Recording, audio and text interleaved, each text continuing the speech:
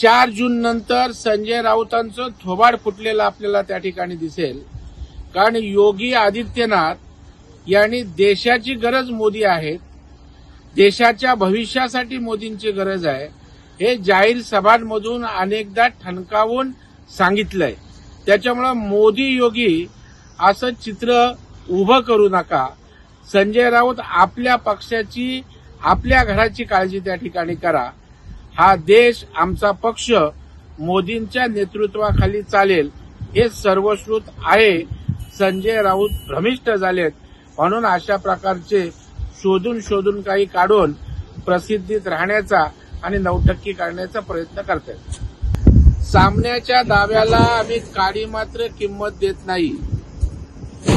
खरं म्हणजे गडकरींच्या संदर्भातलं वक्तव्य म्हणजे संजय राऊतांचा मूर्खपणाचा कळस आहे. कारण प्रचारात राज्यभर व्यस्त असताना सुद्धा त्या ठिकाणी देवेंद्रजींनी आणखी विजय भक्कम व्हावा यासाठी काय योगदान दिले नागपूरवासियांना त्या ठिकाणी माहीत आहे. संजय राऊतांचं दुटप्पी बोलणं आहे. अगोदर बोलायचं विरोधात रसद पुरवली, नंतर बोलायचं प्रचारात उतरले.